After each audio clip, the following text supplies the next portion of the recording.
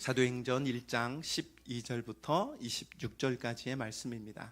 우리 함께 읽으실 때는 21절부터 26절까지의 말씀을 읽겠습니다. 제가 먼저 읽겠습니다. 이러함으로 요한의 세례로부터 우리 가운데서 올려져 가신 날까지 주 예수께서 우리 가운데 출입하실 때에 항상 우리와 함께 다니던 사람 중에 하나를 세워 우리와 더불어 예수께서 부활하심을 증언할 사람이 되게 하여야 하리라 하거늘. 그들이 두 사람을 내세우니 하나는 밥사바라고도 하고 별명은 유스도라 하는 요셉이요 하나는 matthe아라. 그들이 기도하여 이르되 무사람의 마음을 아시는 주여, 이 두 사람 중에 누가 주님께 택하신 바 되어 봉사와 및 사도의 직무를 대신할 자인지를 보이시옵소서.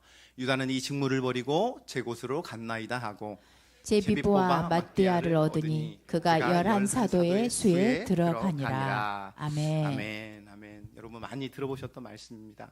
우리가 저번 주에 1장 1절부터 11절까지 먼저 사도행전의 개요에 대해서 한번 여러분들 나눴었는데요. 아마 올 한 해 사도행전을 여러분들과 함께 좀 깊이 보았으면 합니다. 여러분 깊이 볼 때에 여러분들 성경책에 좀 표시할 수 있는 부분들 표시했으면 좋겠고요. 제가 보니까 이 말씀에 가장 집중할 수 있는 방법이 하나 있습니다. 무엇이냐면 강론을 요약하는 겁니다. 이 훈련을 여러분들이 이렇게 몸에 배면은 다른 생각이 이렇게 좀 들지 않을 수 있으니까요. 여러분 성경책 옆에 놓으시고 또 펜과 함께 이렇게 작은 수첩 하나 마련하셔서 같이 좀 이렇게 하나님의 말씀을 깊이 상고하는 시간들 되었으면 합니다. 오늘 저번 주에 제가 여러분들과 무슨 얘기를 나눴냐면 사도행전인데 이 사도행전은 우리가 보통 이름 그대로라고 하면 또 영어의 그대로 사도들의 행적들, 그 원어를 그대로 우리가 번역을 해놓으면 사도들의 행적들이라고 합니다. 그래서 그 이름 그대로 한국말로도 사도행전이라고 이렇게 옮겨지게 됐는데요. 여러분들과 저번 주에 잠깐 나눴던 얘기는 뭐냐면 이 사도행전의 주인공은 누구였다라고 말씀을 드렸냐면 예수님이라고 말씀드렸습니다. 그러니까 사도행전은 성부 하나님께서 부활하시고 승천하셔서 그 높임을 받으신 하나님의 아들 그리스도 예수를 통해서 그가 승천하신 후에 그의 성령을 우리 가운데 보내주시고 그리고 예수 그리스도의 복음이 교회, 그러니까 신자들의 모임인 우리를 통해서 땅끝까지 전파되게 하시는 것, 그리고 또 그 열매로 모든 민족 가운데 교회가 세워지게 하시는 이야기가 담겨진 게 바로 이 사도행전이라는 거예요. 그러니까 삼위 하나님의 하나님 되심, 특별히 그리스도 예수께서 승천하신 후에 그의 영을 우리 가운데 보내시고 또 그로 말미암아 교회가 세워진, 그리고 그 교회를 통해서 하나님의 나라가 더욱더 확장되어지는 그 모습이 오늘 이 사도행전에 아주 잘 담겨져 있다는 것입니다. 여러분 이것이 사도행전의 주제 말씀인데 우리 다시 한번 사도행전의 주제 말씀, 여러분 너무나도 잘 하시는 말씀인데 1장 8절 말씀 우리 외우듯이 또 외우는 마음으로 우리 함께 같이 읽도록 하겠습니다. 오직 성령이 너희에게 임하시면 너희가 권능을 받고 예루살렘과 온 유대와 사마리아와 땅끝까지 이르러 내 증인이 되리라 하시니라. 아멘. 이 말씀이 사도행전의 주제 말씀입니다. 이렇게 펜으로 있다면 별표를 우리 1장 8절 말씀에 잘 칠해주시면 좋을 것 같습니다. 여러분 그리스도의 나라, 그러니까 하나님의 나라의 일을 이루기 위해서 그의 영이신 성령 하나님을 우리 가운데 보내시고요, 우리를 통해서 그리스도 예수의 증인된 삶을 살게 하시겠다는 겁니다. 그래서 저번 주에 뭐라고 말씀드렸냐면 마치 교회인 우리는 어떠한 화면과도 같다고 말씀드리는 겁니다. 지금 보시는 것처럼 이 화면에 나오는 저를 보시는 것, 이 저를 통해서, 근데 이 저의 모습뿐만 아니라 제가 함께 같이 믿는 자나 믿지 않는 자나 주어진 삶의 영역, 그것이 직장이든 학생으로서의 학교든 어디든 간에 하나님이 보내신 그곳에서 저라는 화면을 통해 가지고 누구를 증명하는 삶이냐면 바로 그리스도 예수를 증명하는 삶이라는 거예요. 저의 말을 통해서, 저의 선택을 통해서, 저의 결정을 통해서, 저의 손과 발이 향하는 그곳을 통해서 바로 그리스도 예수를 증명하는 삶을 여러분을 통해서 이루어 가겠다는 겁니다. 이게 사도행전의 주 내용이라는 거죠. 이것을 위해서 우선 예수님께서 4절에 오늘 이 1장 4절에 이렇게 말씀하셨습니다. 우리 4절 말씀 한번 같이 읽어보도록 하겠습니다. 사도와 함께 모이사 그들에게 분부하여 이르시되 예루살렘을 떠나지 말고 내게서 들은 바 아버지께서 약속하신 것을 기다리라. 자, 예수님께서 사도들에게 이렇게 말씀하시고요. 이 말씀에 제자들이 전인적으로 순종합니다. 그래서 12절 말씀을 보시면 이들이 바로 예루살렘으로 돌아옵니다. 제가 12절 읽겠습니다. 제자들이 감람원이라 하는 산으로부터 예루살렘에 돌아오니 이 산은 예루살렘에서 가까워 안식일에 가기 알맞은 길이라. 자, 여러분, 주님께서 승천하신 곳이 어떤 산이죠? 감람산입니다. 감람나무라는 단어에서 나와서 감람산이 되었는데 그 이유가 뭐냐면 이 산에는 감람나무가 참 많았다는 거예요. 감람나무가 무엇이냐면 우리가 너무나도 잘 알고 있는 올리브유입니다. 그러니까 올리브 기름이 나는 이 올리브 나무가 감람나무인 거예요. 그리고 이 감람나무가 많다 하여서 감람산이라고 불리웠던 곳입니다. 그러니까 제자들은 예수님께서 승천하신 모습 그대로 다시 오실 거라는 확신이 있는 거예요. 여러분 믿으십니까? 우리는 그리스도 예수께서 다시금 이 땅 가운데 재림하신 것을 믿고 살아가는 신자들인 거죠. 그래서 이 확신을 가지고 그 감람산을 이제 승천하신 그곳을 떠나서 자신들의 삶의 현장으로 돌아옵니다. 그리고 그곳에서 예수님께서 하신 증인으로서의 첫 삶을 살아내는 곳이죠. 그곳이 어디냐면 바로 예루살렘인 곳입니다. 그래서 그 예루살렘으로 돌아온 거죠. 돌아와서 그들은 어디로 갔습니까? 보시면 다락방으로 갔습니다. 여기서 여러분 다락방이라는 곳이 정확히 뭐 마가의 다락방인지 아니면 다른 사람의 다락방인지 정확하게 성경에서는 기록하고 있지 않아서 신학자들마다 약간의 이견은 있을 수 있지만 중요한 건 무엇이냐면 이 다락방이라는 단어가 어떤 의미를 가지고 있냐면 이스라엘의 가옥의 구조를 봤을 때 우리 동산교회 같이 이렇게 지붕이 있잖아요. 그러니까 우리나라의 대부분의 집들은 지붕이 있는 집들이 대부분입니다. 하지만 이 이스라엘의 집들은 가옥 옥상이 어떻게 되어 있냐면 평평합니다. 그래서 그곳에 무엇이 있냐면 때로는 거실이 있기도 합니다. 그러니까 많은 사람들이 이렇게 올라와서 그곳에서 기도도 하기도 하고요. 또한 그곳에서 모임을 갖기도 합니다. 그만큼 이 다락방이라는 의미가 그곳에 있는 그 가옥의 옥상을 의미하는 경우가 큰데요. 이곳에 모여서 그들 앞에 앞으로 전개될, 그러니까 그 새로운 시대를 준비하며 제일 먼저 그들이 한 행위가 있습니다. 그것이 무엇이냐? 우리 13절과 14절 말씀 함께 읽겠습니다. 제가 13절 읽겠습니다. 들어가 그들이 유하는 다락방으로 올라가니 베드로, 요한, 야고보, 안드레와 빌립, 도마와 바돌로메, 마테와 및 알페오 아들 야고보, 셀로신 시몬, 야고보의 아들 유다가 다 거기 있어. 여자들과 예수의 어머니 마리아와 예수의 아우들과 더불어 마음을 같이하여 오로지 기도에 힘쓰더라. 네, 승천하신 그 예수님께서 주신 그 명령에 따라서 예루살렘 삶의 현장으로 돌아오게 되고요. 돌아오자마자 그들이 다락방 함께 모였던 유하였던 그곳에 모이게 되고요. 그렇게 모여서 계속해서 제일 먼저 한 일이 무엇이라고요? 우리 밑줄 치는 것처럼 더불어 마음을 같이하여 오로지 기도에 힘쓰더라라고. 기도에 힘썼다는 겁니다. 기도에 힘썼구나 이렇게 얘기했지만 여러분 우리 단어를 좀 하나하나 보도록 하겠습니다. 더불어라는 말은 어떤 의미가 있냐면 그냥 우리가 보통 이야기하면 함께하다, 이게 이제 더불어의 의미잖아요. 근데 원어의 단어의 이 더불어라는 의미는 어떤 단어를 가지고 있냐면 이 함께했다는 의미를 넘어서서요, 뜻을 같이 하고 결정을 같이 했다라는 의미가 가지고 있습니다. 그러니까 이 뜻을 같이 하고 또 그 결정을 같이 해서 함께 기도에 힘썼다라는 거예요. 이게 첫 번째 의미고요. 또 두 번째, 마음을 같이 하여라는 단어를 쓰고 있습니다.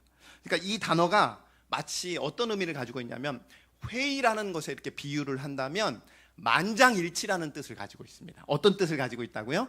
만장일치. 자, 그럼 여기까지만 한번 해석해 볼게요. 더불어란 뜻은 어떤 의미를 가지고 있냐면 뜻을 같이 하고 그 결정에 참여했는데 그 결정이 어떤 결정, 어떤 뜻과 어떤 것들을 결정했는데 그게 어떻게 결정이 됐냐면 만장일치로, 그러니까 어느 하나도 부인하지 않았다는 거예요. 저는 바빠서, 저는 좀 일이 많아가지고, 이런 게 아니라 그리스도의 승천을 함께 바라보고 또 하나님이 주신 명령에 따라 예루살렘으로 돌아와서 함께 모여서 한 것이 무엇이었냐면 함께 뜻과 그 마음을 모두가 단 한 사람도 빠짐없이 다 같이 그 뜻을 만장일치로 결정했다는 것입니다. 그렇게 함께 모여서 오로지 기도에 힘썼다는 거예요. 그런데 여기 또 하나 우리가 볼 단어가 있는데, 오로지 힘쓰다. 오로지 힘쓰다라는 단어 뜻이 무엇이냐면, 이 헬라어 단어의 원래 뜻이 뭐냐면 자신을 붙들어 매다, 그리고 무슨 일에 바쁘게 힘쓰다 라는 의미를 가지고 있습니다. 그러니까 오로지 기도에 힘쓰더라 라는 의미가 무엇이냐면, 기도에 뭐 했다? 자신을 붙들어 매었다. 교회가 오로지 자신을 뭐에 매었다? 기도에 매었다. 또 다른 뜻으로서는 무슨 일에 바쁘게 힘썼다? 기도하는 일에 계속해서 바쁘게 힘썼다는 겁니다. 그러면 더불어 마음을 같이하여 오로지 기도에 힘썼다, 이 단어의 뜻이 그럼 무엇이겠습니까? 하나님 나라의 증인된 삶을 살기로 우리 모두가 만장일치로 뜻을 같이하고 결정한 이 모든 교회가, 이들이 전심전력으로 기도에 자신을 붙들어 매었다는 겁니다. 누가요? 교회가요. 어떤 교회가요? 어떤 이들이 예수 그리스도의 승천을 바라보았고, 그리고 그 말씀에 순종하여 삶의 현장인 이 예루살렘으로 나와서 다시금 모여서 이들이 더불어 마음을 같이하여 오로지 기도에 힘썼다는 것입니다. 여러분, 시제를 보면은요, 단회성이 아닙니다. 그냥 그날 한번 딱 모여서 한번 기도하고 다시 다 헤어졌다라는 의미가 있는 게 아니라 계속적인 상태를 말하고 있는데, 이게 무엇을 의미하는 거냐면 응답이 있을 때까지 쉬지 않고 지속적으로 기도했다는 것입니다. 성령이 임하실 그때까지, 그 성령이 강림하시는 그때까지 이들이 지속적으로 자신을 기도에 붙들어 매었다는 것이죠. 한 마음으로 생명을 다해 혼신의 힘을 다해서 기도하는 일에 전념하였다는 것입니다. 여러분, 이것이 예루살렘 초대 교회를 세울 수 있게 하는, 설 수 있게 하는 아주 중요한 원동력이 되었습니다. 여러분의 가정을, 우리 동산교회를, 여러분이 속한 삶의 영역에서 여러분에게 맡겨진 그 하나님 나라의 삶을 살 수 있게 하는 가장 큰 원동력이 무엇에 있다고요? 기도에 있는 것입니다. 여러분, 기억하기를 소망합니다. 하나님의 언약적인 약속과 성취를 연결하는 도화선이 있습니다. 그런데 이 도화선은 무엇이냐? 하나님의 백성편에서 하나님께 끊임없이 드리는 기도입니다. 이 기도를, 도화선을 통해서 하나님이 역사하실 줄로 믿습니다. 그리고 그들이 힘써 기도하며 구한 것이 무엇이냐? 그러면 그렇게 모여서 마음이 메일 정도로 함께 힘써서 기도한 내용들이 무엇이냐? 교회로서, 증인으로서의 이 세상을 살아갈 힘과 용기와 지혜를 구했습니다. 함께 모여서 다른 것을 구한 게 아니라 교회로서 하나님의 나라를 세워가는 하나님의 백성으로서, 제자로서 이들은 증인된 삶으로서 무엇을 구하였냐면 바로 힘과 용기와 지혜를 구하며 기도했다는 거예요. 여러분, 증인은 보고 또 들었던 사람이 증인이라고 말씀드렸지요. 그리고 이 보고 들었던 이 사람이 누구에게 전하는 거냐면 그것을 보지 못했고 듣지 못했던 사람에게 전하는 사람이 바로 증인입니다.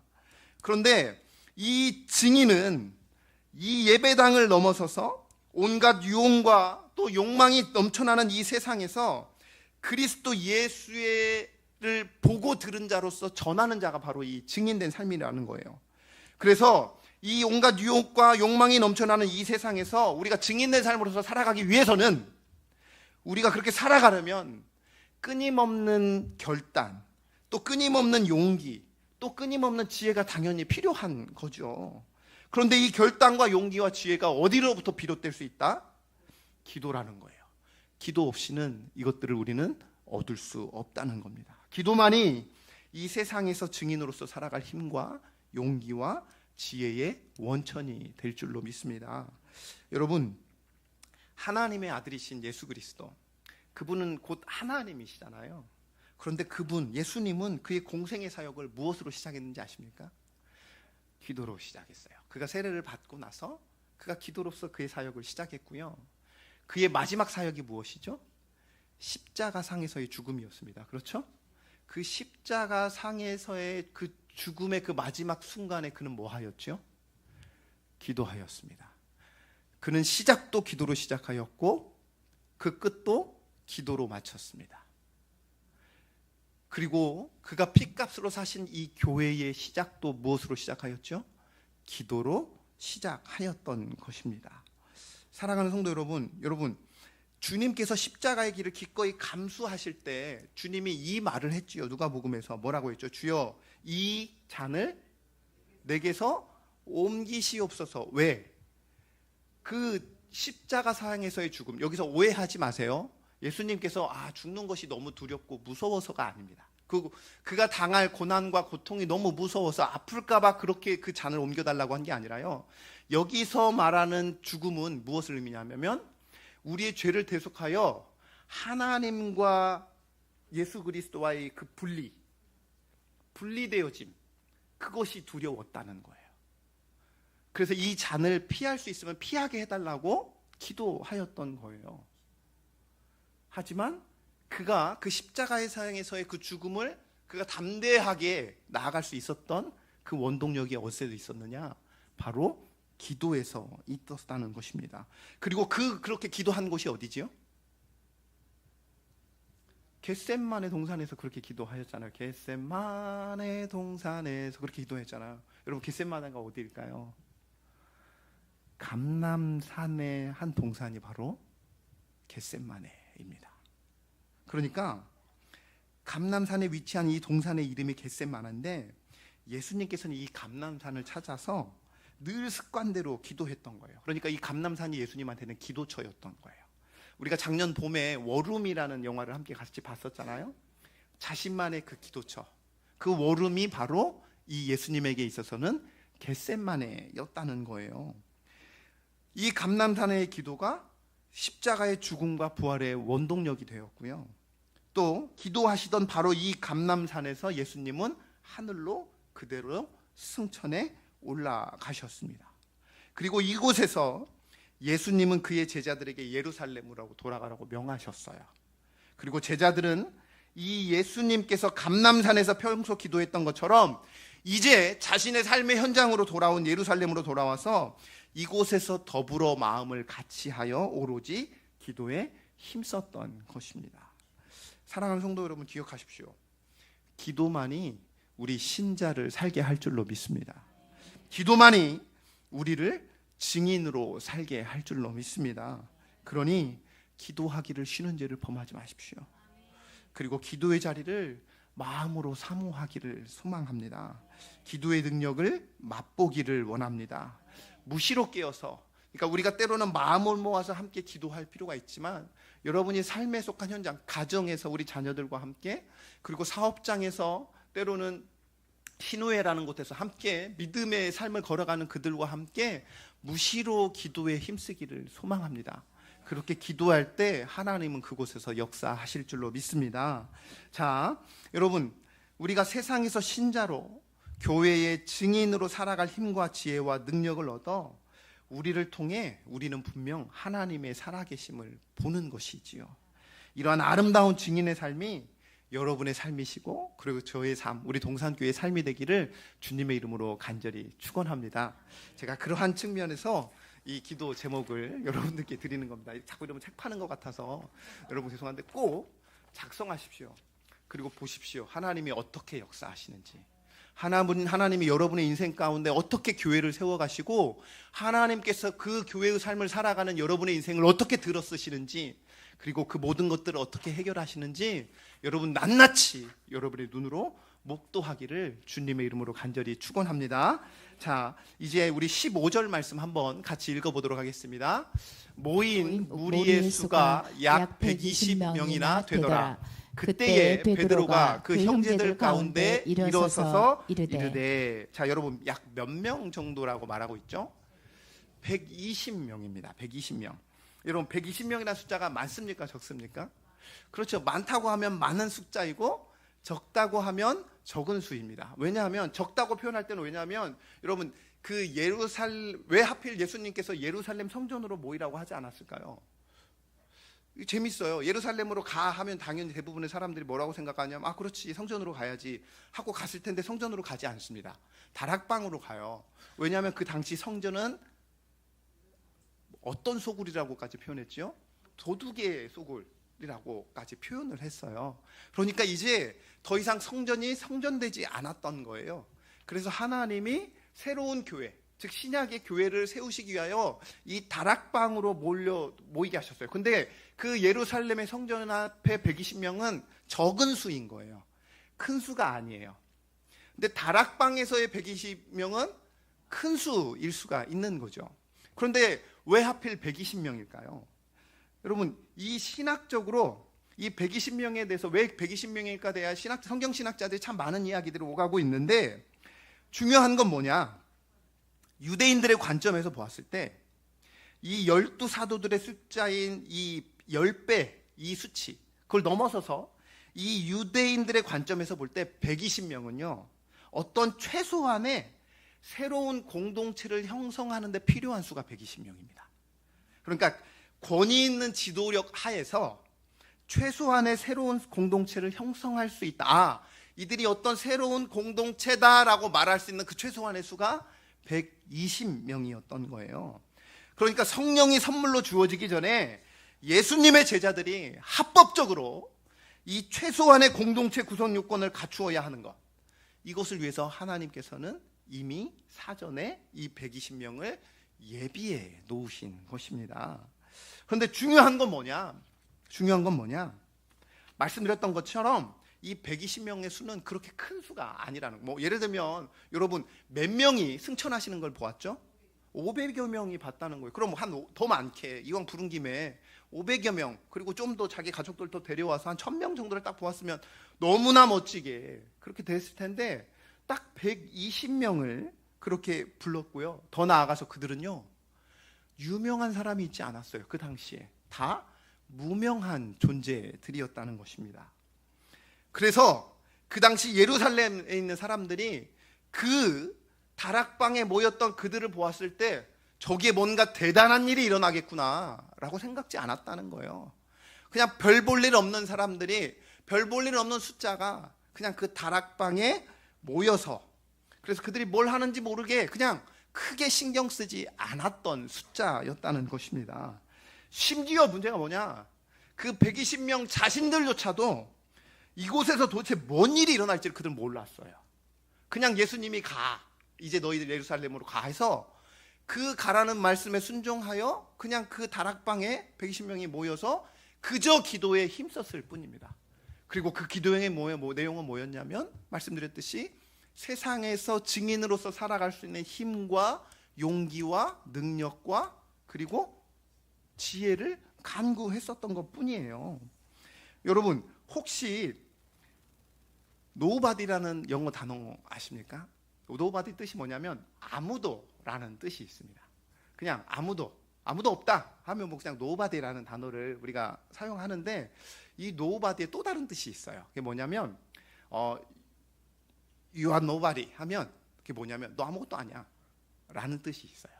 그러니까 너 아무것도 아니야 할 때 nobody를 쓰는 거예요. I'm nobody 하면 저 아무것도 아니에요, 저 별거 아니에요, 저 아무것도 그런 사람 아니에요 할 때 그냥 I'm nobody 이렇게 얘기를 하거든요. 그런데 이 nobody에 반대되는 단어가 하나 있습니다. 그것이 무엇이냐면 somebody라는 뜻이 있어요. 그러니까 somebody는 그냥 그 원래 뜻은 뭐냐면 누군가라는 뜻을 가지고 있는데, 이 I'm nobody처럼 I'm somebody 아니면 you are somebody 이렇게 하면 당신 특별한 사람이야, 당신 대단한 사람이야 라고 이야기할 때 somebody라는 단어를 써요. 그러니까 이 nobody와 somebody는 반대의 의미를 가지고 있는 단어인 거죠. 평범한 사람을 나타낼 때 지극히 평범한 사람. 그러니까 여기 120명의 문도는 다 어떤 사람들이었다는 거예요? 노발이었어요. 아무도 신경 쓰지 않는 그저 평범한 그들이었다는 거예요. 그런데 하나님께서 이들을 사용하시니까 이들이 무엇이 되었냐면 썸바디가 되었어요. 초대교회가 이들을 통하여 세워졌다는 것입니다. 사랑하는 성도 여러분, 바울이라는 사람, 저희들이 너무나도 잘 알고 너무나도 많이 들었던 사람, 이 사람은요 그리스도 예수를 다메섹 도상에서 전인적으로 만나기까지 세상에서 썸바디였습니다. 모든 것들을 다 갖춘 사람이었습니다. 재정적으로든 물질적으로든 아니면 그가 그 계층으로든 그는 로마 시민권을 태어나면서부터 가진 사람이었고요. 그는 심지어 베냐민 지파의 사람이었을 뿐만 아니라 그는 모든 것들을 누릴 수 있었고 그가 가진 학파와 지식은 그 당시 당대 최고의 지식을 가졌던 사람. 그러니까 그는 썸바디였습니다. 그리고 그 세상에서의 뭔가 특별한 사람으로서 그 예수 그리스도를 믿는 자들을 죽이려 그 대표적인 애가 스데반이었고요. 그런 와중에 그가 다메섹 도상에서 그리스도 예수를 만나면서 그 썸바디였던 사람이 노바디로 바뀌었습니다. 왜요? 더 이상 이 모든 것들이 자신에게는 의미가 없었기 때문이라는 거예요. 그래서 그가 더 이상 자신이 세상에서의 썸바디가 되지를 않기를 원했고요. 그 모든 특권을 다 포기하고 오로지 예수만을 위한 노바디의 삶을 살았습니다. 아무것도 없는 자로서, 아무것도 아닌 자로서 그저 자신을 죄인 중에 괴수라고 말할 뿐이면서 자신의 생명을, 그저 자신을 참 생명의 길로 인도하시는 그리스도 예수의 증인된 삶으로서 때로는 노바디로서 그저 고난과 핍박을 받는 삶을, 그 삶을 살아냈다는 거예요. 그의 인생이 그렇게 무명한 자로서의 노바디의 삶, 여러분 이렇게 살면 그 마지막에 그 인생의 마지막 끝은 정말 아름답게 나타나면 참 좋았겠는데 그 끝은 어떻게 됐습니까? 그냥 형장의 이슬로 마무리가 되어 버립니다. 그러니까 썸바디로 살았던 삶이 그냥 믿지 않는 사람의 입장에서 봤을 때는 와, 저렇게 대단한 사람이 어느 날 갑자기 예수라는 사람을 만나자마자 완전히 인생이 뒤바뀌더니 아주 바닥까지, 그리고 더 나아가 그 사람, 그 예수라는 뭐하는 그 사람을, 그분을 위해서 그냥 자신의 인생을 완전 말아먹었어 라고 표현되었던 인물이 바울입니다. 이방하지만 예수 안에서 그 삶은 가장 고귀하고 가치 있었던 썸바디의 삶이었던 거죠.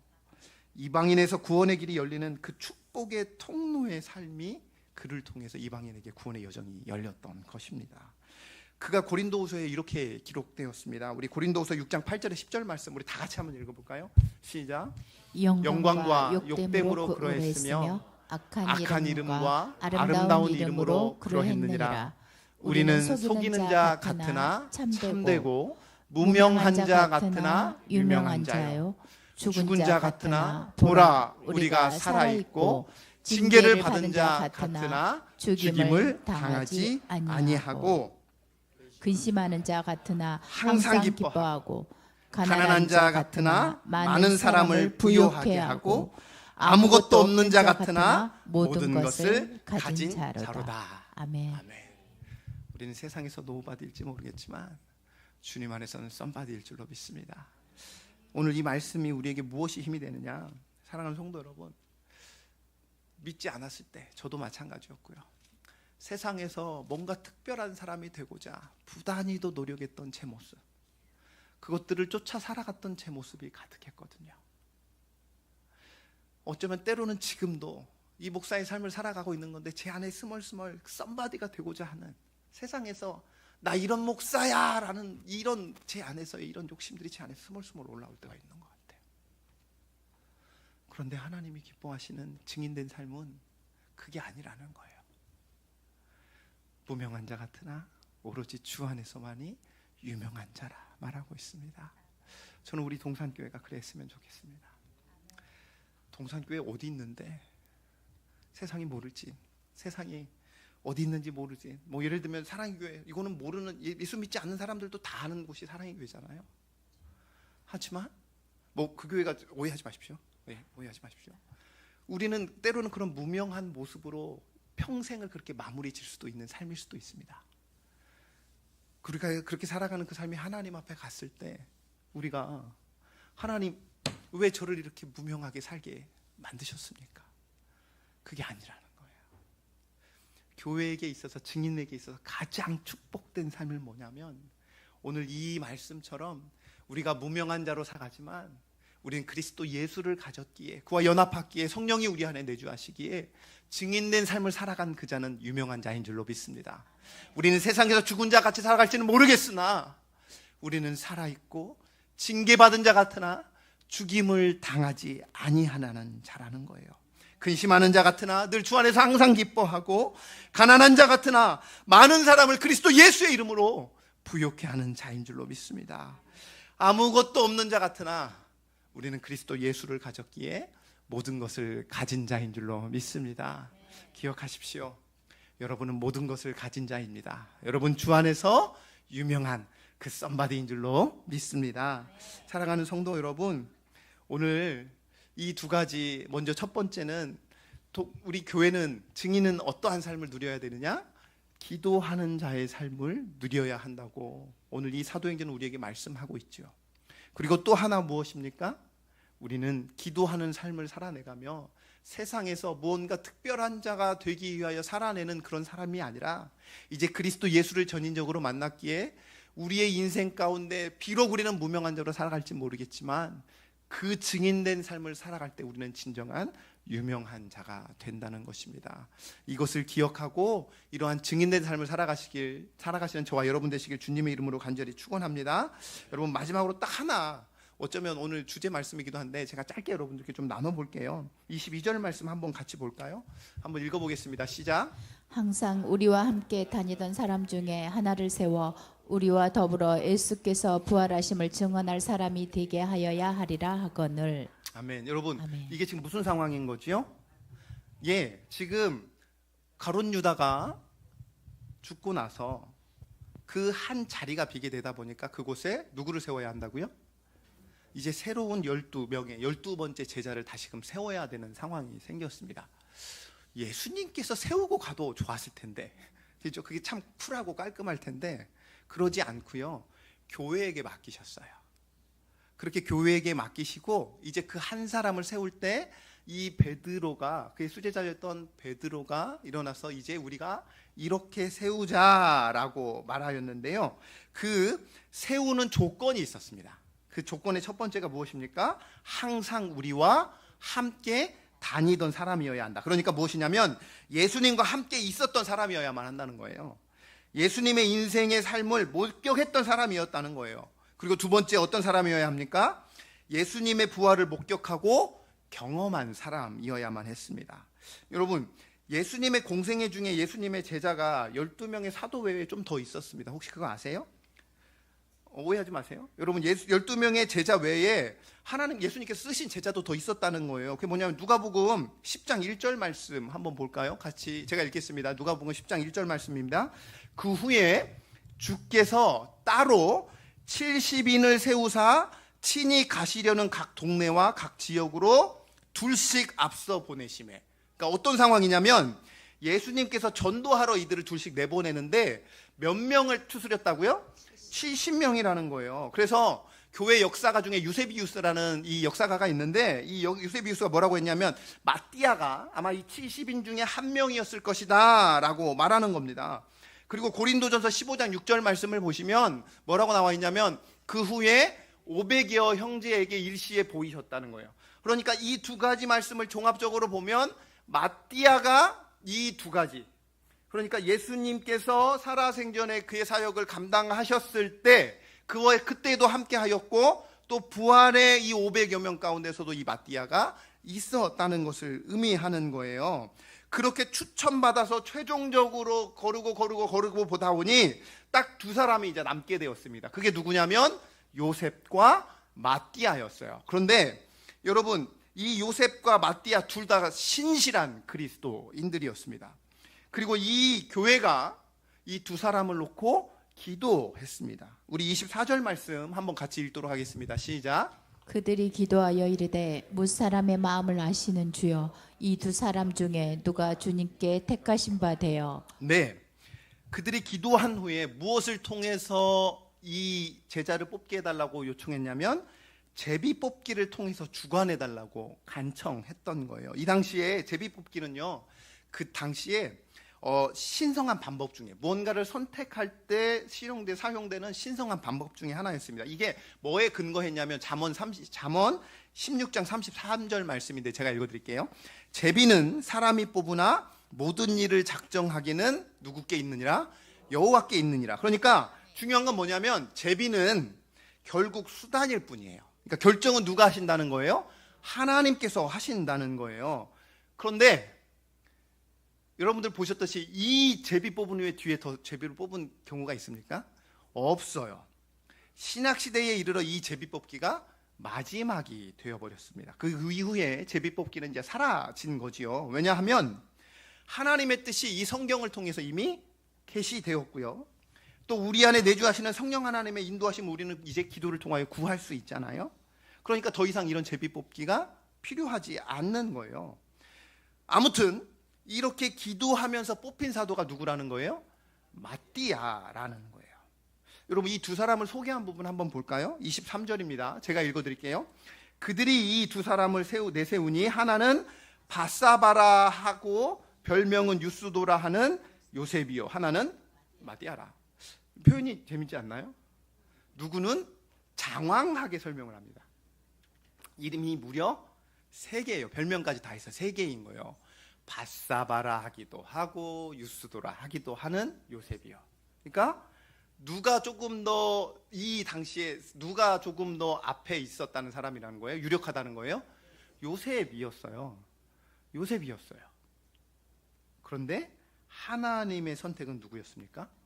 마띠아였습니다. 자, 그렇다면 여러분 이 마띠아가 이렇게 12번째 제자로 딱 뽑혔으면 뭔가 대단한 일을 해야 되잖아요. 그렇죠? 이 무려 요셉을 물리치고 됐으니까. 그러면 성경에서 이제 이 마띠아의 삶에 대해서 뭐라고 평할까요? 맞아요. 기록이 더 이상 없어요. 이렇게 정말 멋있게 12번째 제자가 딱 뽑혔는데 이 요셉을 물리치고 뽑혔는데 더 이상 뭐 어떻게 했다라는 내용이 더 이상 성경에 기록되어지지 않아요. 전승을 보면, 그러니까 전승은 뭐냐면 성경의 기록을 뒷받침할 그 당시의 이야기들을 이제 전승이라고 하는데 그 전승을 보면 마띠아는요 그저 묵묵히 자기의 할 일을 감당한 사람이었다고 기록하고 있습니다. 뭔가 대단한 일을 하지는 않았지만 묵묵히 자기의 할 일을 감당한 사람이었다는 거예요. 그리고 그 또한 다른 제자들처럼 순교합니다. 에티오피아에 가서 예수님을 전하다가 순교했는데요. 2가지 설이 있어요. 하나는 무엇이냐면 십자가형을 당했다라는 설이 하나 있고 또 하나는 돌에 맞아 죽었다라는 설이 있습니다. 중요한 것은 무엇이냐? 예수를 전하다가 영광스럽게 순교했다는 거예요. 오늘 이 마띠아를 통해서 우리가 무엇을 알 수 있을까요? 우리가 어떤 특별한 사람은 아니더라도 아까 말씀드렸던 어떤 썸바디가 아니더라도 우리도 마띠아처럼 예수님의 제자로 쓰임받을 수 있다는 것입니다. 마띠아처럼 예수님의 12번째 제자가 되어서 그 놀라운 그리스도의 증인의 길에 참여하시는 저와 여러분 되시길 주님의 이름으로 간절히 축원합니다. 사랑하는 성도분, 이제 말씀을 마치겠습니다. 기도할 때입니다. 2025년도 우리 동산교회에 맡겨진 많은 일들, 감당해야 될 많은 일들 있고요. 여러분의 가정 가운데 해결돼야 할, 그리고 여러분의 가정 가운데 세워져야 할 하나님의 나라, 그 사명들 많은 줄로 믿습니다. 그것을 이겨낼 수 있는 그 원동력이 어디서 온다고요? 기도에서 온다는 겁니다. 그러니 기도의 자리를 사모하는 저와 여러분 되시길 소망합니다. 그리고 우리는 때로는 세상에서 노바디, 아무것도 아닌 존재로 살아갈 수 있습니다. 여러분 그것에 대해서 슬퍼하지 마십시오. 왜냐하면 우리는 그리스도 예수를 가진 썸바디이기 때문입니다. 그러한 예수를 가진 자로서 때로는 무명한 삶을 살아갈 수 있겠지만, 때로는 가난한 삶을 살아갈 수 있지만, 우리는 그 가난함에도 불구하고 남을 부욕해 하는 능력이 우리 가운데 가득할 줄로 믿습니다. 그러니 이 말씀 붙들고 때로는 마띠아처럼 묵묵히 자기에게 주어진 그 증인의 삶을 한 걸음 한 걸음 내딛으시길 주님의 이름으로 간절히 축원합니다.